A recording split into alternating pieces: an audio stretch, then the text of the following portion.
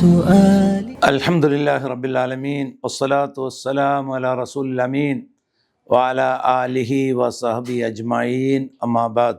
പ്രിയമുള്ള സഹോദരന്മാരെ, കണ്ണേർ എന്ന വിഷയത്തെക്കുറിച്ചാണ് ഇന്ന് ഇവിടെ സംസാരിക്കുന്നത്. എന്താണ് കണ്ണേർ അഥവാ ദൃഷ്ടിബാധ, ദൃഷ്ടിദോഷം, നാക്കേറ് എന്നൊക്കെ പല രീതിയിൽ ആളുകൾ ഇതിനെക്കുറിച്ച് വിവരിക്കാറുണ്ട്. അതായത് ആശ്ചര്യത്തോടു കൂടി, അത്ഭുതത്തോടു കൂടി, അല്ലെങ്കിൽ ഒരു ദ്രോഹബുദ്ധിയോടെ, അല്ലെങ്കിൽ ഒരു അസൂയോട് കൂടിയിട്ട് ഒരാൾ മറ്റൊരാളെ നോക്കുമ്പോൾ സംഭവിക്കുന്ന ഒരു ഭവിഷ്യത്താണിത് കണ്ണേർ. ഈ കണ്ണേറിൻ്റെ ഗൗരവം എന്തെന്ന് വെച്ചാൽ, പലപ്പോഴും നമുക്ക് കണ്ണേർ ഉണ്ടാവണമെന്നുള്ള ഉദ്ദേശത്തോട് ആവില്ല ചിലപ്പോൾ നോക്കുന്നത്, ഒരാശ്ചര്യത്തോടു ആയിരിക്കും. അത് ആർക്കും കേൾക്കാം. ഉദാഹരണമായിട്ട് ഒറ്റക്കാലുള്ള ഒരാൾ മുടന്ന് നടക്കുന്ന ആൾ വലിയൊരു ഭാരമായിട്ട് പോകുമ്പോൾ, അതിന് ഒറ്റക്കാലുള്ളെങ്കിലും നല്ല ഭാരമായിട്ട് പോകുന്നത്, ഇതുപോലത്തെ സംസാരം മതി. അല്ലെങ്കിൽ സ്വന്തം കുഞ്ഞ് നന്നായിട്ട് ഭക്ഷണം കഴിച്ചെന്ന് തള്ളക്ക് തോന്നുകയാണ്, എൻ്റെ കുഞ്ഞ് നന്നായിട്ട് ഭക്ഷണം കഴിച്ചിട്ടുണ്ട് എന്ന് പറഞ്ഞാൽ ചിലപ്പോൾ കണ്ണേർ സംഭവിക്കും. അതായത് സ്വന്തം മാതാവിൽ നിന്ന് പോലും സ്വന്തം കുട്ടിക്ക് വരെ കണ്ണേർ സംഭവിക്കാം. അതുകൊണ്ട് എന്ത് വേണം? ആ കണ്ണേർ സംഭവിക്കാതിരിക്കുവാൻ അള്ളാഹുവിൻ്റെ പ്രവാചകൻ പഠിപ്പിച്ചിരുന്ന കാര്യങ്ങൾ അത് നമ്മൾ പാലിക്കണം. അതിനെക്കുറിച്ച് ഇൻഷാ അള്ളാഹ് നമുക്ക് അതിൻ്റെ ചികിത്സയുടെ കാര്യത്തിൽ സംസാരിക്കുമ്പോൾ നമുക്ക് വിവരിക്കാവുന്നതാണ്. അപ്പോൾ ഈ കണ്ണേറിൻ്റെ ഗൗരവം എന്തെന്ന് വെച്ചാൽ, അന്ത്യപ്രവാചകനായ മുഹമ്മദ് നബി സല്ലല്ലാഹു അലൈഹി വസല്ലം പറഞ്ഞൊരു കാര്യമെന്ന് വെച്ചാൽ, അക്സർ മൻ യമൂതു മിൻ ഉമ്മത്തി ബഅദ ഖളാഇല്ലാഹി വ ഖദറി ബിൽ ഐൻ എന്നാണ്. എൻ്റെ ഉമ്മത്തിൽ അധികം ആളും മരിക്കുന്നത് കണ്ണേർ മൂലമാണ്. അള്ളാഹുവിൻ്റെ കലാഖദറിൻ്റെ അടിസ്ഥാനത്തിൽ തന്നെ കണ്ണേർ മൂലമാണ് എൻ്റെ ഉമ്മത്തിലെ അധികം ആളുകൾ മരിക്കുന്നതെന്നാണ്. ഇപ്പം നമുക്ക് പറയാൻ സാധിക്കുമോ എയ്ഡ്സ് മൂലമാണ് ഒരു സമൂഹത്തിലെ ആളുകൾ കൂടുതൽ മരിക്കുന്നത്? എയ്ഡ്സ് കൊണ്ട് ആളുകൾ മരിക്കുന്നുണ്ട്, പക്ഷേ അധികം ആൾ മരിക്കുന്ന എയ്ഡ്സ് മൂലം എന്ന് പറയാറുണ്ടോ? അതുപോലെ തന്നെ കൊറോണ ബാധിച്ച ആളുകൾ മരിച്ചു, പക്ഷേ അധികം ആളുകൾ മരിക്കുന്ന കൊറോണ മൂലം എന്ന് പറയാൻ സാധിക്കുമോ? എന്നാൽ ഇവിടെ കണ്ണേറിനെ കുറിച്ച് പറയുന്നത് അക്സർ മൻ യമൂതു മിൻ ഉമ്മത്തി ബഅദ ഖളാഇല്ലാഹി വ ഖദറി ബിൽ ഐൻ. എൻ്റെ ഉമ്മത്തെ അധികം ആളുകളും മരിക്കുന്നത് കണ്ണേർ മൂലമാണ്, അള്ളാഹുവിൻ്റെ കലാഖദറിൻ്റെ അടിസ്ഥാനത്തിൽ തന്നെ. അതുപോലെ കാണാൻ സാധിക്കും, അൽ ഐനു ഹഖ്കുൻ, കണ്ണേർ സത്യമാണ്. കണ്ണേർ സത്യമാണ്.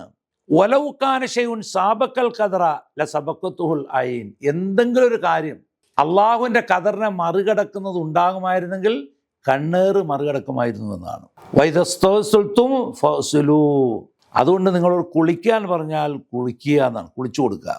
ഇവിടെ എന്താണെന്ന് വെച്ചാൽ കണ്ണേറിനൊരു ചികിത്സയുണ്ട്, ആ ചികിത്സയെക്കുറിച്ചാണ് അവർ പരാമർശിക്കുന്നത്. ഇപ്പം നമ്മളിൽ നിന്ന് ഒരാൾക്ക് കണ്ണേർ ലഭിച്ചു എന്ന് കണ്ടാൽ നാം അയാൾക്ക് വേണ്ടി ചെയ്യേണ്ട ചില കാര്യങ്ങളുണ്ട്. അത് നമ്മോട് ആവശ്യപ്പെട്ടാൽ നമ്മൾ ചെയ്തു കൊടുക്കണം. ഇൻഷാ അല്ലാഹ് അത് നമുക്ക് ചികിത്സയുടെ കാര്യത്തിൽ വിവരിക്കുമ്പോൾ നമുക്ക് വ്യക്തമാകും.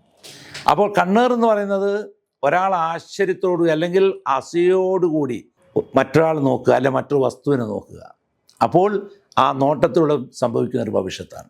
ഇത് മനുഷ്യരിൽ നിന്ന് കേൾക്കാം, ജിന്നിൽ നിന്ന് കേൾക്കാം. അപ്പോൾ നമ്മൾ വിജനമായ സ്ഥലത്തൂടെ പോവുകയാണ്, ആരുമില്ല, പക്ഷെ അവിടെ ഒരു ജിന്നുണ്ട്, ആ ജിന്നിൽ നമുക്ക് കണ്ണേർ സംഭവിക്കാം. അതുകൊണ്ട് മനുഷ്യൻ്റെയും ജിന്നിൻ്റെയും കണ്ണേറിൽ നിന്നും അഭയം തേടാനാണ് നാം ശ്രദ്ധിക്കേണ്ടതുണ്ട്. ഇവിടെ പലപ്പോഴും നമുക്ക് കാണാൻ സാധിക്കുന്നത്, കണ്ണേർ വരാതിരിക്കാനായി ആളുകൾ ചെയ്യുന്നത് ഇപ്പോൾ കുട്ടികളിലൊക്കെ കവളത്ത് വലിയൊരു പൊട്ട് കുത്തിയിട്ട് ഒരു വികൃത ഉണ്ടാക്കുക, അല്ലെങ്കിൽ നെറ്റിയിട്ട് മാറി പൊട്ട് കുത്തുക, അല്ലെങ്കിൽ എന്തൊരു അതുപോലെ വീടുകളുടെ മുന്നിൽ പിന്നെ കള്ളിച്ചെടി കെട്ടി തൂക്കുക, കരിങ്കണ്ണ നോക്കുന്ന എഴുതി വെക്കുക, അല്ലെങ്കിൽ കോലം ഉണ്ടാക്കി വെക്കുക, ഇങ്ങനെയൊക്കെയാണ് ചെയ്യുന്നത്. പക്ഷേ ഇതൊന്നും അല്ല വാസ്തവത്തിൽ ചെയ്യേണ്ടത്. അതായത് നമുക്ക് ഒരു അത്ഭുതകരമായ അല്ലെങ്കിൽ ആശ്ചര്യകരമായ ഒരു കാര്യം കണ്ടാൽ നമ്മൾ അതിന് ബർക്കത്തിന് വേണ്ടി പ്രാർത്ഥിക്കണം. അപ്പോൾ മാഷാ അല്ലാഹ്, തബാറക അല്ലാഹ്, ഇതുപോലുള്ള ബർക്കത്തിന് വേണ്ടിയുള്ള പ്രാർത്ഥന പ്രാർത്ഥിച്ചുകൊണ്ടാണ് അതിനെ തടയേണ്ടത്. ഇനി കണ്ണേർ സംഭവിച്ചു കഴിഞ്ഞാൽ ഒരാൾ ഇന്ന ആളാണ് കണ്ണേർ ഇട്ടത്, ഇന്ന ആളിൽ നിന്നാണ് കണ്ണേർ സംഭവിച്ചതെന്ന് കണ്ടാൽ അതിനുള്ള ചികിത്സ അല്ലാഹു റസൂൽ പറഞ്ഞു തന്നത്, അയാളെ ഒളു എടുത്ത വെള്ളം കൊണ്ട് കണ്ണേർ തട്ടിയ ആളുടെ ദേഹത്ത് ഒഴിക്കുക എന്നുള്ളതാണ്. അതിനെക്കുറിച്ച് വിശദമായി നമുക്ക് സംസാരിക്കേണ്ടതുണ്ട്. അത് സാധാരണ ഒന്നും വ്യത്യസ്തമായി, ലേശം വ്യത്യസ്തമായിട്ടുള്ളൊരു ഒന്നുമാണ്. അല്ലാതെ തലക്കുഴിഞ്ഞിട്ട് കടുകോ ഉപ്പോ കൊണ്ട് അല്ലെങ്കിൽ മുളകോ കൊണ്ടിട്ട് അടുപ്പിലിടുക, ഇങ്ങനെയുള്ള നമ്മുടെ നാട്ടിൽ നടക്കുന്ന കാര്യങ്ങളൊന്നും വാസ്തവത്തിൽ അതിന് പ്രയോജനപ്രദമല്ല. മാത്രമല്ല അതെല്ലാം തെറ്റായ പ്രവൃത്തികളുമാണ്. പലരും ഇതിനു വേണ്ടി പോലും ചെയ്യുന്നത് ഷിർക്കായ കാര്യങ്ങളാണ്. ഷിർക്കും കുഫറുമായ കാര്യങ്ങൾ ചെയ്യുന്നു.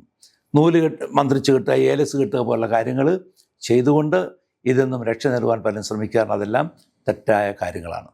ഇനി കണ്ണേർ ആരിൽ നിന്നാണ് നമുക്ക് സംഭവിച്ചതെന്നുള്ളത് അറിയില്ലെങ്കിൽ ആ കണ്ണേറിൽ നിന്നും നമുക്ക് രക്ഷ നേടുവാനുള്ള റുഖ്യ ഷറയ്യായ മന്ത്രങ്ങൾ നാം ഉപയോഗിക്കുക എന്നുള്ളതാണ്. അപ്പോൾ കണ്ണേർ എന്നുള്ള സത്യമാണ്.